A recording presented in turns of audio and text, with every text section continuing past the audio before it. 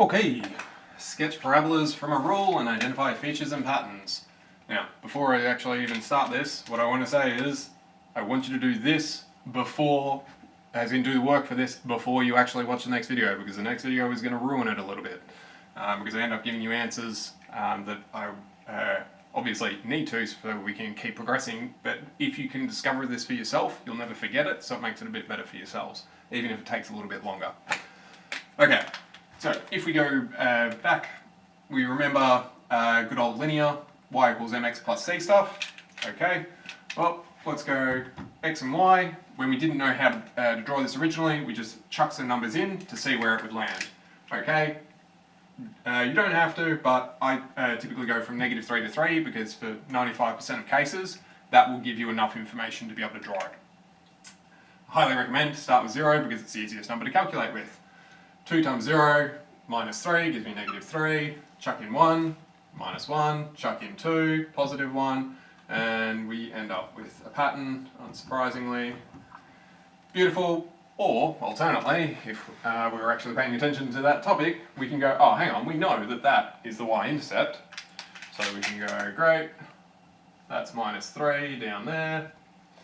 Cool. We've got a gradient of 2, so that means we go across 1, up 2, cross 1, up 2, cross 1, up 2. Great, and so the line connects all that stuff. Isn't that pretty? And then if we wanted to figure out the x-intercept, well, that's great, we could do that if we wanted to, and we may as well since we're here. X-intercept is where y equals 0, so 0 equals 2x minus 3, 3 equals 2x, 3 over 2 equals x. So our x-intercept is the point 3, 1, 2, 0, and I should label off my y-intercept while I'm here, 0, -3. Beautiful, now that should all be old hat at this point. Okay, fine. Well, now I want to sketch this thing, y equals x squared. Well, we haven't done that before, we don't know what that looks like. So, whenever you don't know what something looks like, go back to the grid way of thinking, and just throw some numbers at it, see what it does. Okay, so I've got y equals x squared. Alright, I'm still going to go from -3 to 3. Always start with 0 because it's the easiest thing to calculate with. Cool, 0 squared, that's a big fat 0. 1 squared, 1. 2 squared, 4. 3 squared, 9. Beautiful. -1 squared, remember that's -1 times -1, so the negatives will cancel out, so I still get +1. -2 squared, +4, -3 squared, +9. Okay, fine. Well, I could start sketching that then. 0, 0 gives me that. 1, 1 gives me that. 2, 4 gives me that. 3, 9 off the page, don't have to worry about it. Similar story going backwards. -1, 4, is that straight? Not my best work. -2, 4, about there. Beautiful, so we've got a series of dots. Is this thing a straight line? Most certainly not. There's no way I can connect these dots with a straight line.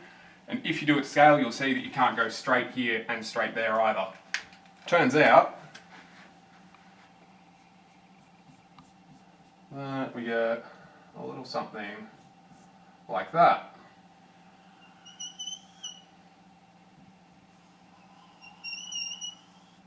Beautiful.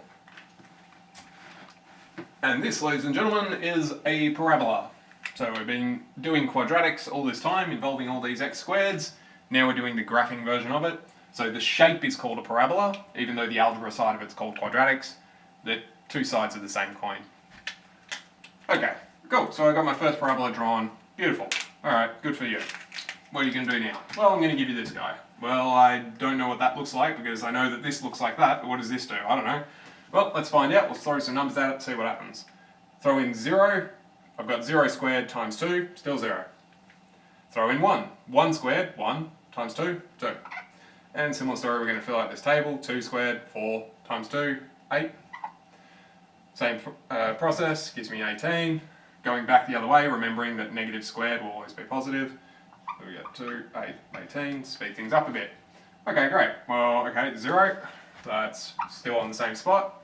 1, 2, 1, 2, 2, 8. Whoa, well, that's way up here somewhere. Brilliant. Well, that's off my grid. Going back the other way, -1, 2, -1, 2. Cool. Negative 2 goes up to 8, so he's way off my grid again. So this looks something like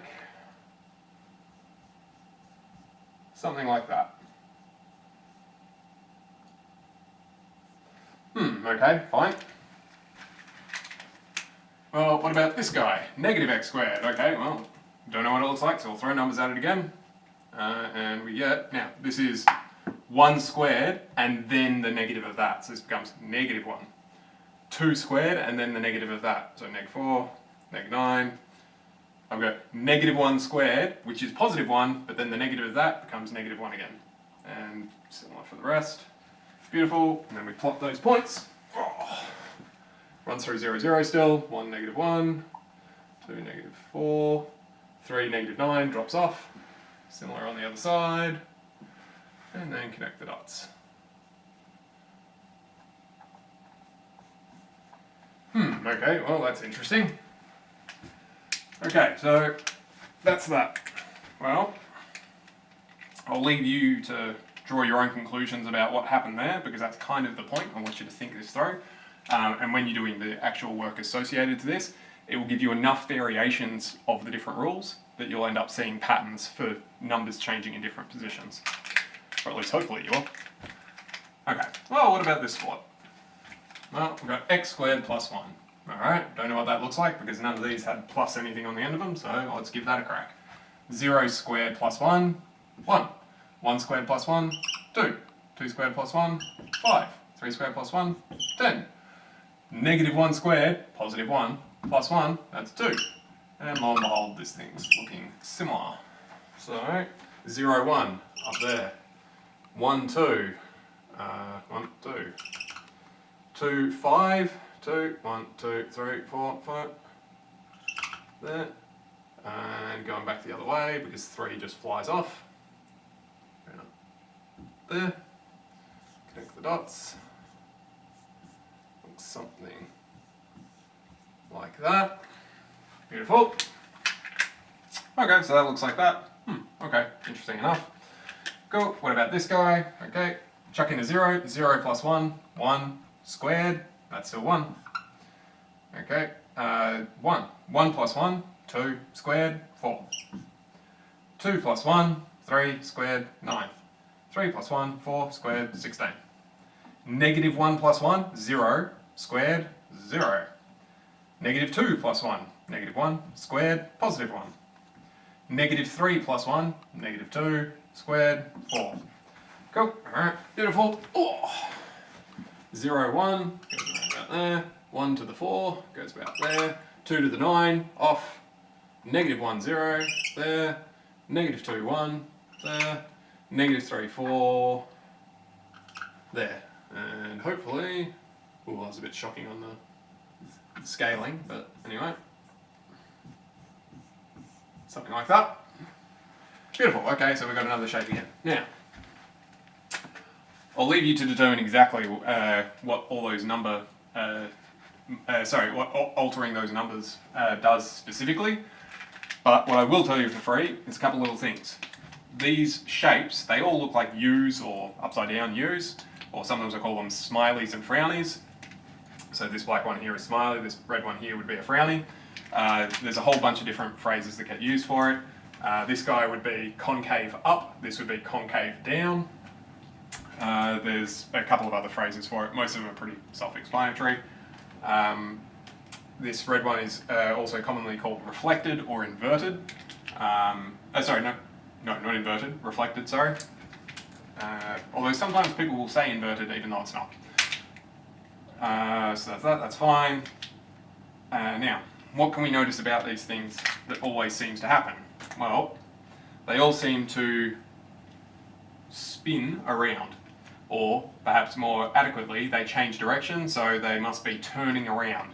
Okay, where do they turn around? Well, that's there for all of these ones, it's there for that one, and it's there for that one. Wouldn't it be nice if we had a name for that? Well, we do. So, at this green point, and this green point, and this green point, all those guys are called turning points. Turn in point. So those are called turning points. Guess why? It's because they turn at that point. Almost as though math is pretty good about naming things a lot of the time. Cool, so that's that. What else do we need? Right. Another thing you might notice is that if I cover up this side, then you can tell me what the other side I'm covering up looks like, and vice versa. Why is that? Because this thing is symmetrical. Well, if it's symmetrical, I could draw that dotted line in there, and that could be my imaginary mirror. Well, what to call such a magical line? Oh, we should do it over on these as well. So this line, which appears to be parallel to the y-axis, and seems to dictate where the thing becomes symmetrical, what could we call such a magical thing? Maybe we could call it an axis of symmetry. Almost as though math is pretty good about naming things. Excellent. So we've got turning point, axis of symmetry. Did I miss anything? We already know what x and y intercepts are. Maximums and minimums. So, one other little tidbit is you could have what's called a maximum or a minimum. So if I've got a smiley, it's always going to have a local minimum, an absolute minimum. So the turning point is at the bottom of the graph. So turning point could be a maximum or a minimum. Right, so this would be a minimum, this would be a minimum. For the black and the blue, it's a minimum, but for the red, it's a maximum. So that's what we're talking about with maximums and minimums. Other than that, I don't think there's anything else to tell you because I don't want to ruin the fun. So, when you're doing this, do it to scale. If you don't do it to scale, it's going to make it really hard to figure out what the patterns are. If you've got graph paper, that would be ideal. But definitely make sure you're counting things off correctly. Probably do it in pencil just in case, so that if you realise you're stuffed up, you can just rub out one or two things rather than having to scrunch up the page, throw it away, cry for a little bit and come back and do it. Okay, so that's that. Best of luck to you. Do email if you get stuck. Otherwise, I'll see you shortly for the next one, and hopefully all of your predictions will be correct. Cheerio.